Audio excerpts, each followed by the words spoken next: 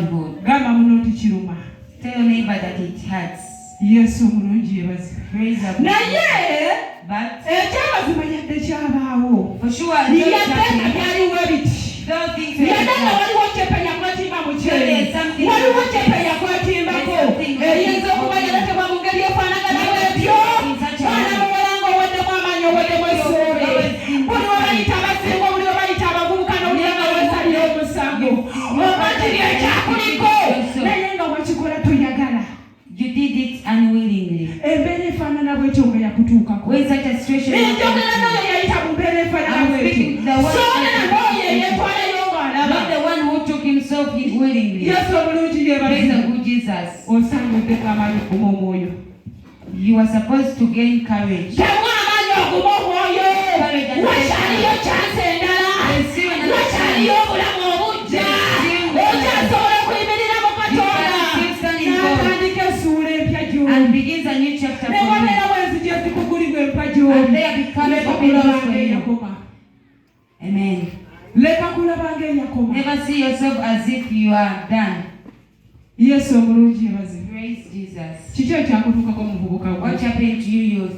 Nga ne bwe tuba tusinze owulira otulikako That abamaziga. even if you worship, you feel like crying. Kiki ekyakutuukako nga wobeera mu bonna owulira weesalira omusango owulira oswala. What happened to you that whenever you are, you feel judging yourself and even feel ashamed? Muyinza okungamba nti ngamba bawala bokka. You may say that N'abasajja babakwata ssebo. even boys are. Omukazi yali yeeripye ku Yusufu amukwate. The lady had wanted you to Naye rape Katonda bwe Joseph, n'amutaasa. but his God saved him.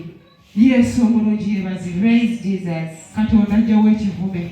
God takes away the curse, the Omutwe yoke. gwa leero nti Katonda ajjawo ekivume. That's today thing that God takes away the yoke. Yesu omulungi yebazibwe. Amen. Nababuulirako omuwala gwe twagula naye nga bwe baseze famire bayigiddwa nga basezi. I once told you about the girl Omalanga tukimanyi basezi. night dancer. Lwakuba twagendanga ne tuli obunyanyanya mu lusuku ffe nga tetufayo abaana bo basezi We basezi. also knew that there are night dancers that we used to even that we used to go and eat some small tomatoes. Naye muzadde gw'osaanye osabire abaana bo. You parent, you are Maze kula supposed ne to nkitegeera pray. maama taliyo taata taliyo bali waka.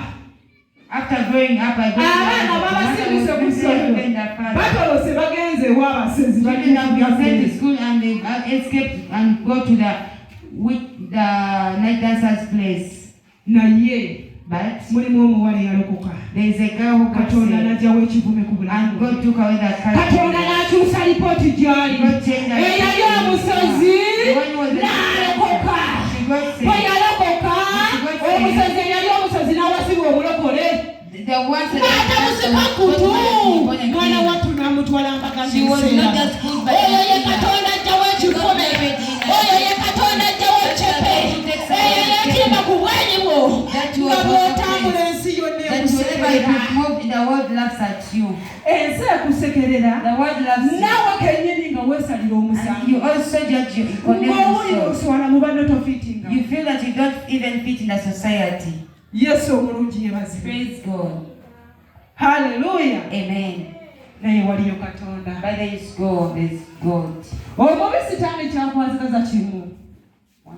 Omubi sitaani kyakwagaza kimu. There is one thing that the devil wants to do. Ayagala kujja mu kkubo lya Katonda oserera He omwo. wants to take you away from the way of God that you may slide and Bw'omala okuserera n'ogwa ng'amanya akuyina nga after you getting super, you fall down and he says that nawulira nnyo obusungu ku lw'omuvubuka ono Amunoni. I became so annoyed Mukama ye bwe yatugamba nti yayagala. that when the Bible Era says bw'otabaawo that Siriya.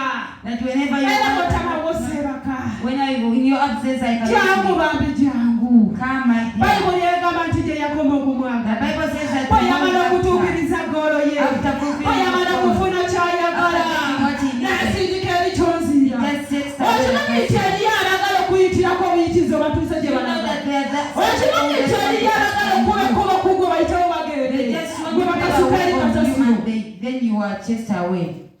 As Yesu rubbish. omulungi yebazibe. Amen. Gwe bamale basuula eri kasasiro. That after using you, they just throw you away as rubbish. Ono This one. omuwala mwannyina yamupangira kennyini olwo omubi sitaani mwayise. This girl Tamar is the brother that plotted against her. Kati muganda wange ali eyo. Now my dear who is there. Bw'oba nga waliwo ekyakutuukako. If there is something that happened to you. Lekerawo okwesalira omusango weerabira ebyayita. Stop condemning yourself. Weerabira ebyayita. Forget the past. Weerabira ebyayita. Forget the past. Ekyamazima waseerera wagwa. Ekyamazima byakubako ebyo byonna. Okyalako byakubako ebyo byonna. Naye teweesalira musango. Kyokka okomewo eri Katonda. Bw'oterera obuterezi mu kkubo lye. Katonda ajja kukola ekigambo ekijja mu bulamu bwo. Katonda ajja kubaako pulaani empya gy'akola. Tasobola kukuleka mu maziga. Not leave you in tears. Ng'oli mu kkubo lye. When you are in his Naye way. Katonda asobola okukulembera omuntu ng'omuntu akulembedde ng'akaaba nga Katonda avaako